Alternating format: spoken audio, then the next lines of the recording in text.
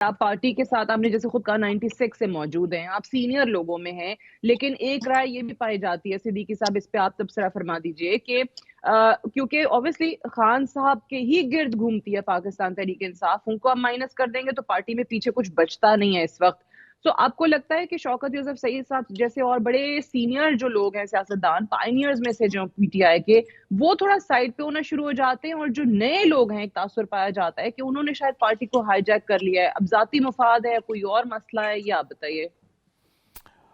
میرے خیال میں اس کے بارے میں تو شوکت صاحب جو ہیں وہ زیادہ طور کے اوپر بہتر بتا سکتے ہیں، لیکن ہم نے دیکھا ہے کہ پاکستان تحریک انصاف جو ہے ووٹ آف نو کانفیڈنس کے بعد سے 22 میرے خیال اپریل 2022 کے اندر، اس کے بعد سے آپ دیکھیں کہ اس میں جب عمران خان گئے، غلامی نامنظور، حقیقی آزادی اور سائفر اور یہ ساری چیزیں جو تھی، اس نے ان کی جو ہے وہ بوسٹ دیا.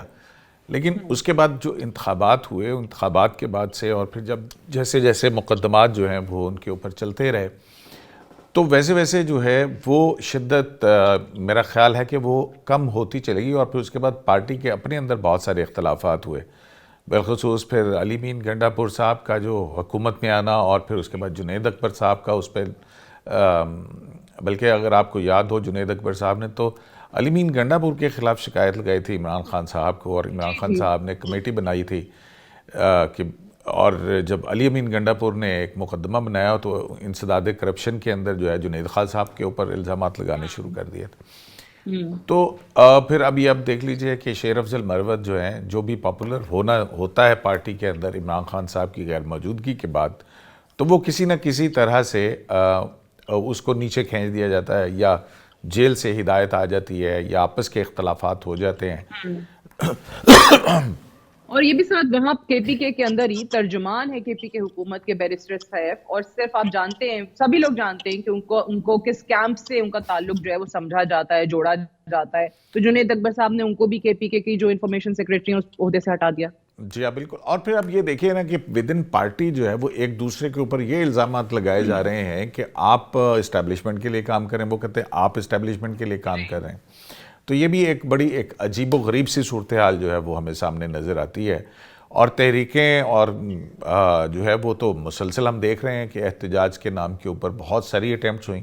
ایون اگر آپ کو یاد ہو، جب آرمی چیف کی اپائنٹمنٹ کا معاملہ تھا نومبر کا، تو ایک لانگ مارچ کی بھی دعوت دی گئی تھی، اور عمران خان باہر تھے، اور عمران خان صاحب کو جو ہے وہ ان کے اوپر وزیر آباد کے اندر جو ایک اٹیمپٹ ہو چکی ہوئی تھی، سینٹیمنٹ بھی تھا اور سارا کچھ تھا. اس سب کے جی باوجود جب پنڈی کے اندر وہ جب پہنچے اس لانگ مارچ کے بعد، تو وہ 30 سے 35 ہزار کے قریب لوگ تھے.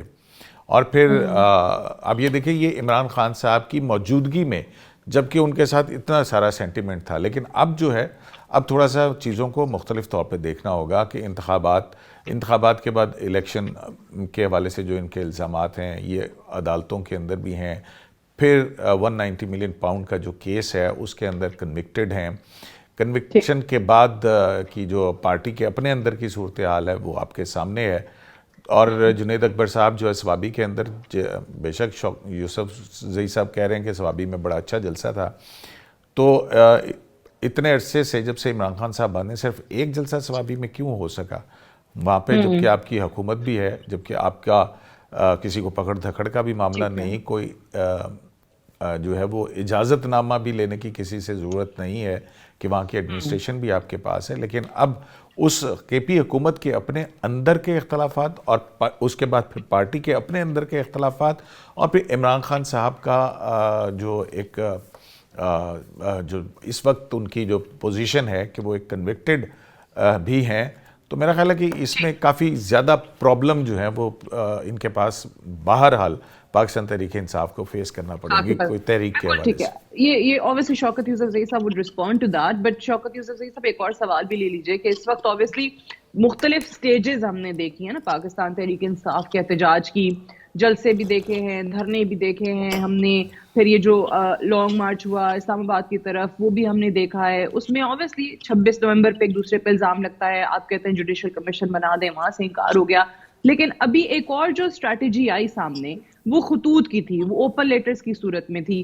آپ کو لگتا ہے کہ ان تمام چیزوں سے کوئی فرق پڑ رہا ہے یا پاکستان تحریک انصاف کے لیے، گو کہ آپ لوگ کہتے ہیں ہم نے تو جی ملک کے مسائل اس میں بیان کیے ہیں خان صاحب نے، لیکن کس طریقے سے آپ کو کوئی فائدہ ہو سکتا ہے، جماعت کو فائدہ ہو سکتا ہے، جیل میں بیٹھے لوگوں کو اس کا کوئی فائدہ ہو سکتا ہے؟ دیکھیں میرے خیال سے ایک ہوتی ہے سیاسی جدوجہد، اور سیاسی پارٹیاں سیاسی جدوجہد ہی کر سکتی ہیں. آپ نے کہا نا کہ بار بار آپ آئے، تحریکیں چلی، کچھ حاصل نہیں ہوا. میرے خیال سے بہت کچھ حاصل ہوا ہے. دیکھیں سیاسی پارٹیاں کوئی انقلاب نہیں لا سکتی ہیں.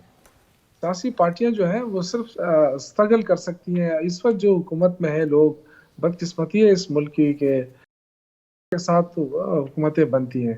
ہم پہ بھی الزام لگتا رہا 2018 میں، لیکن الحمدللہ وہ 2024 میں وہ ہم نے دھو لیا وہ داغ، اور اسٹیبلشمنٹ کے مخالفت کے باوجود سب سے بڑی پارٹی بن کر دکھایا. تو یہ ہوتی ہے پارٹی کی پالیسیاں، عوام کی مقبولیت. تو یہ تو ہے، اس میں تو کوئی شک نہیں ہے کہ عوام کی مقبولیت پی ٹی آئی کے ساتھ ہے، اکثریت بھی پی ٹی آئی کے پاس ہے. لیکن اب ظاہر ایک ایسا وہ ہے کہ اگر ایک محسن نقوی اگر وہ پریس کانفرنس کر کے بتاتا ہے کہ اب آئے میں دیکھوں گا، تو آپ یہ سمجھ سکتے ہیں کہ وہ کوئی بہت بہادر ہے. اگر محسن نقوی کے گھر کے باہر 2 بندے کھڑے ہو جائیں اور ان سے کہیں کہ آپ گھر سے باہر نکل کر دکھائیں، تو کیا وہ نکل آئے گا؟ نہیں نکل سکتا نا. تو پولیٹیکل ورکر ہیں ہم کوئی وہ نہیں ہے کہ کوئی دہشت گرد ہیں یا کوئی ہم نے کوئی پریکٹس حاصل کی ہے، کوئی ٹریننگ حاصل کی ہے کہ جی آپ گولیاں پر سے آپ کہیں کہ آپ پھر آ رہے ہیں. دیکھیں ہم سیاسی جدوجہد کر رہے ہیں، اور سیاسی جدوجہد ہم پھر بھی کریں گے، کیونکہ ہمارے پاس تو کوئی دوسرا راستہ ہے نہیں. جہاں تک ان کی بات کیجیے علی امین گنڈاپور صاحب اور ان کی مخالفت ہے، یا یہ ساری دیکھیں یہ پارٹی کے اندرونی معاملات ہوتے ہیں، ہمیشہ ہوتے ہیں. لیکن اس طرح اختلافات نہیں ہے کہ جی پارٹی کو نقصان ہو رہا ہے یا صوبے کو نقصان ہو رہا ہے. وہی علی امین گنڈاپور ہے، وہی جنید اکبر ہے، دونوں ایک سٹیج پہ بیٹھتے ہیں، ایک ساتھ تقریریں کرتے ہیں، ایک ساتھ میٹنگ کرتے ہیں، بیٹھتے ہیں، اور آئندہ جو بھی تحریک چلے گی دونوں مل کر اس کا آغاز کریں گے. تو میرے خیال سے یہ باتیں اب ارریلیونٹ ہو گئی ہیں. اگر ایک دو اختلافات ہیں شیر افضل مروت صاحب کی ہیں، تو وہ ظاہر ہے پارٹی ڈسپلن کے زمرے میں آیا ہے. وہ ہو سکتا ہے وہ دوبارہ وہ اس پہ نظر ثانی ہو جائے. کہا کہ میں نے خان صاحب سے ریکویسٹ کی ہے نظر ثانی کریں فیصلے پہ. میں عرض کرتا ہوں نا کہ دیکھیں ڈسپلن تو کوئی بھی، چاہے وہ پرانا ورکر ہو چاہے نیا ورکر ہو، لیکن پارٹی میں ایک ڈسپلن ہوتا ہے. مطلب اس طرح ہم نہیں کہہ سکتے کہ جی قربانیاں ہیں تو ڈسپلن نہ ہو. ڈسپلن بھی ہوتی ہے، لیکن بہرحال وہ ایک الگ ایشو ہے. دیکھیں پنجاب کی جہاں تک بات ہے، پنجاب میں جب آپ دفعہ 144 نافذ کر دیتے ہیں، جب آپ ورکروں کے گھروں پہ چھاپے مارنا شروع کر دیتے ہیں، ان کے گھر گراتے ہیں، ان کے حجرے گراتے ہیں، ان کے کاروبار بند کرتے ہیں، تو کس طرح لوگ نکلیں گے آپ بتائیں مجھے. میں نے پہلے ہی عرض کیا نا کہ جو اپنے آپ کو بہادر کہتے ہیں، جو بڑے بڑے اعلانات کر رہے ہیں، میں کہ 2 بندے ان کے گھر کے سامنے کھڑے جو نکل کر دکھا دیں. ہمارے ورکر تو بیچارے پھر بھی مارے کھا رہے ہیں، پھر بھی آ رہے ہیں.